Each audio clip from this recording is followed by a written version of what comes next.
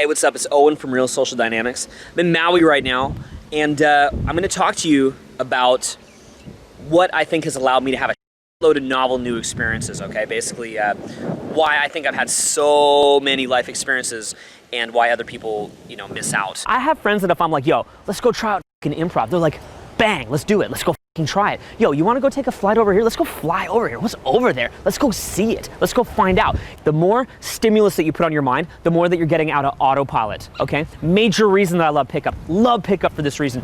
Anybody who's even broke can be sitting in a city and get himself out of autopilot all the time. New experiences, boom, boom, boom. You want those experiences in your mind, okay? You want to do stuff. I'm not a doctor, but I feel like I just witnessed someone hopped up on amphetamines because when people take drugs like Adderall, they say a lot of incoherent things at an insane speed, like Owen just did. My suspicion of drug use is also amplified because he talks a lot about being a workaholic. And what I thought I'd do, just on my way out, because I am a workaholic. And a lot of workaholics use Adderall to stay awake. You'd have a really hard time convincing me that Owen is not a speed or a coke addict because he sounds like he has a lot of energy, but he is reasoning like he hasn't slept in a week. So I think it's about time I made this video because a lot of people who make their way to MGTOW find pickup artist groups along the way. Certainly it was a part of my journey, so I want to use this video to explain something that I couldn't help but notice when I went through that phase. I couldn't help but notice that every PUA leader is kind of a terrible person. For example, Owen Cook from Real Social Dynamics. Owen has accomplished such feats like bragging about borderline raping a stripper and telling his child that he was an accident. How about if I accidentally knock some girl up?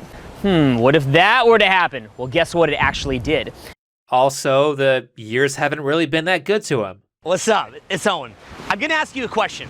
Have you ever been staring at somebody who you admire and notice how you're always caught up in getting their approval? Imagine right now if I just start feeding you and feeding you.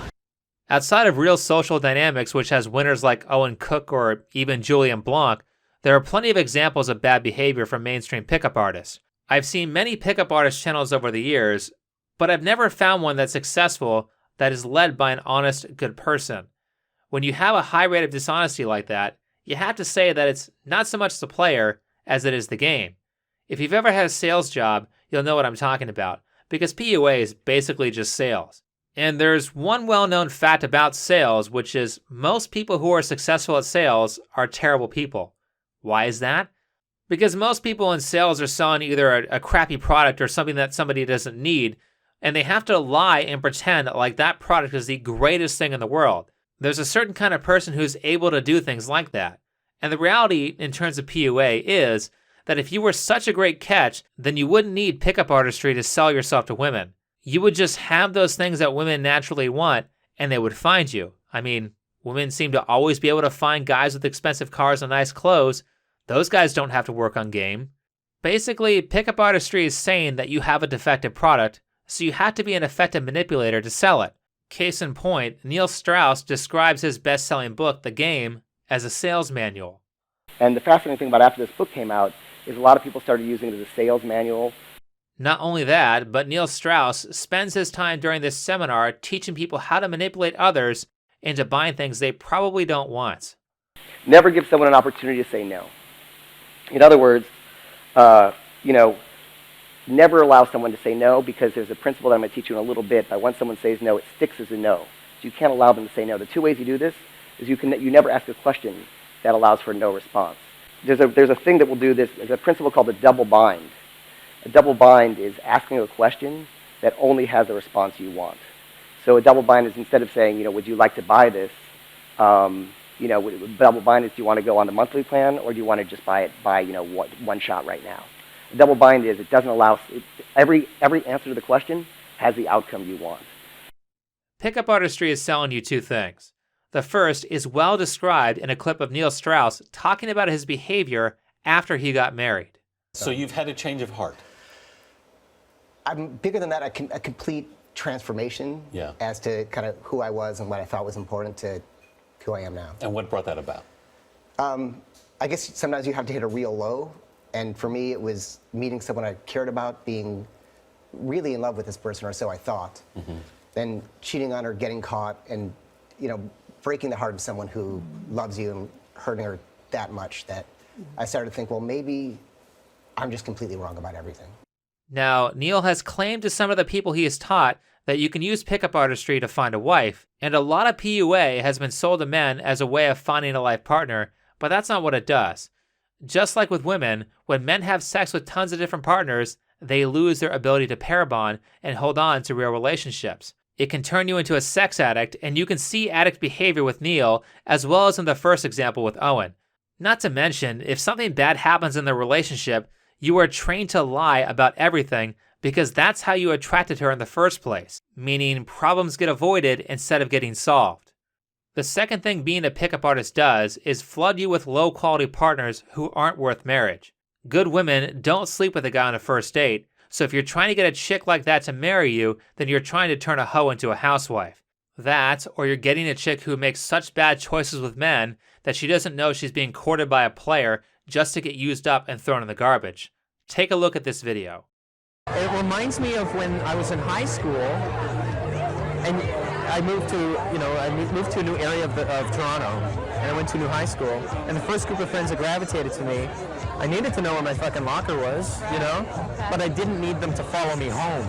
Do you know what I mean? It's like, cool, man. Hey, awesome. Nice meeting you.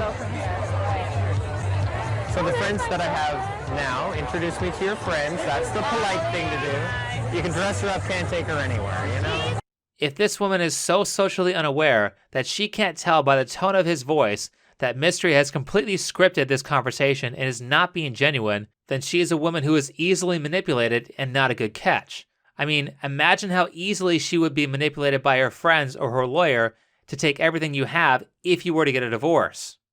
But let me enlighten you a little more on this situation. Look how much these guys charge. For a boot camp with Mystery, it costs $5,000, and for a one-on-one residential, it's $10,000 for 3 days of training. Just $5,000 to $10,000, and you can learn how to script all of your conversations to ensure that you never make any real friends. My God, guys, if you can afford $10,000 for 3 days, then just go buy a nice car and use that to get laid instead.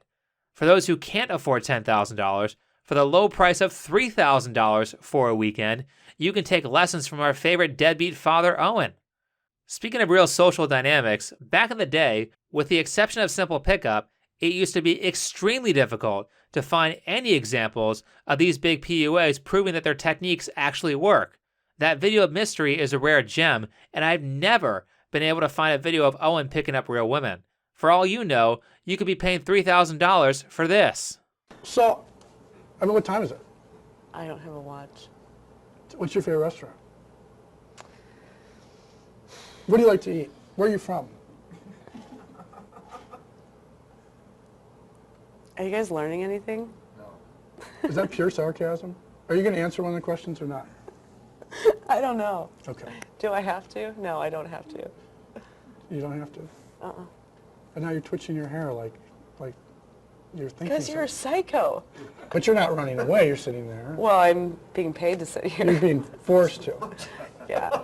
And we haven't even gotten to the time investment that it takes to pull this stuff off, because when you're picking up women, you have to approach like 10 to 20 women just to get 1 or 2 phone numbers. My mojo is pretty good. I got 3 or 4 numbers in about 25 minutes, 30 minutes. So on a good day, this guy Paul Jenka gets 3 to 4 numbers in 25 to 30 minutes. On a good week, I'm probably having 10, 15 dates. 10 to 15 dates per week. What's that, like 30 minutes to an hour per date plus the time it takes to get there? So he's spending 10 to 25 hours a week on pickup artistry, not including sex. Who the hell has time for that? It's no surprise that people like Paul Jenka and Neil Strauss are writers or Mystery is a magician, because no one else has this kind of time. These PUAs don't have day jobs, so of course they can spend that much time picking up women. Keep in mind, this is how much time it takes after you are already good. This doesn't factor in the huge time investment that it takes to cut your day game down to 30 minutes. It's not worth it. PUA is on its last limb not just because of the obvious reasons, which are that marriage is a scam to siphon money from men, or that approaching dozens of random girls on the street is a great way to get Me Too'd. It's not just those things. Men are moving towards MGTOW instead of PUA because PUA is a huge time investment. For those who aren't coaches, it leads to zero profit, and it's mostly a non-transferable skill. Plus, if you just want to have sex with a lot of women, then a more effective method is to spend a bunch of time working on yourself, get a high-paying job, and then buy a bunch of luxury crap that attracts women. That way, you have the women and you have a job that leads to a future where you aren't broke. You don't need to sell a product if it already has a lot of value.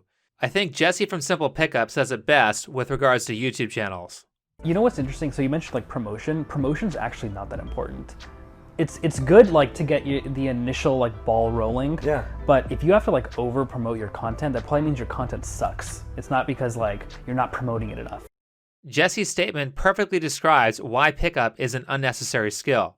If you have to spend hundreds to thousands of hours learning how to press a bunch of emotional triggers in women so that they have sex with you, then it means you don't really have your life together. So you don't have your life together, and you're wasting tons of hours building a skill that doesn't lead to money. That's idiotic. Now, there's one more thing I want to touch on, because I don't think MGTOW has much to do with dating anymore. Sure, you can be a MGTOW who dates women as long as you aren't getting married, but it seems to me that most MGTOW are kind of done with that, and that was a shift that I noticed after the Me Too movement. And yeah, women squandered most of their value in relationships before Me Too, but after Me Too, false rape accusations became a lot more prominent, and you're basically better off forgoing women in relationships altogether. But that doesn't mean you shouldn't do things that make you more attractive to women, because women are attracted to markers of success. I think of it this way, though. You aren't self-improving so you can get women, you're self-improving so you can be the prize that women can't have. Certainly, if you're in the red pill rage phase, and you're mad at women, then the best thing you can do to hurt them is to be successful and desirable while pushing away their advances. Now, there are two really big things in this regard that attract men to PUA. One is a lack of conversation skills, and there are much easier ways to become good at conversation than cold approaching women. If you are working with the basics of conversation, then the best thing you can do is to seek out conversations in a place where you are already valuable. So if you're a flat-out mother's basement nerd who paints figurines all day, then you can still build conversation skills.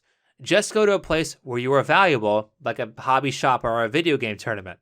In places like that, conversations will occur a lot more naturally, and you won't have to fight to talk to people. Once you start talking to people, you can watch their responses and ask yourself, are they fighting to stop talking to me, or are they fighting to continue the conversation? If they're fighting to leave, then change your behavior next time. If they're fighting to stay, then repeat that behavior next time. What you'll typically find when people want to stay in a conversation is that you've connected on a topic that you find mutually valuable, and there's equal participation in the conversation. You let them talk, they let you talk. This kind of self-reflection will work whether you're a beginner or not. The second thing is that guys who are attracted to PUA don't really have much of a capacity for evil. In the words of Carl Jung, they haven't developed their shadow. If you can't fight to defend yourself, then other people are just going to walk all over you. So if you're a pushover and afraid to stand up for yourself, then the first thing that you need to learn is how to get angry. Anger is nature's way of killing fear. You need to get angry enough so that you actually defend yourself. Of course, this is going to be a destructive skill at first, but once you get some success in standing up for yourself, then you can tone it down to a more usable level. The worst that should happen is that you just piss a couple people off. If you start violently attacking people, then obviously you're going too far. Eventually, as you get better at fighting for your needs, you'll find ways to interact with people that better leads to what you want without infuriating the other party. It does take some practice though. But I think that's enough for this video. If you liked it, hit the like button, subscribe if you're new, comment and share. If you would like to support this channel, then you can do so with PayPal, Patreon, or Subscribestar. All of those links are in the description and on my channel page. Last, don't forget to check me out on Bitchute. You can also find that link in the description or on my channel page. Otherwise, see you in the next video. Thanks for watching.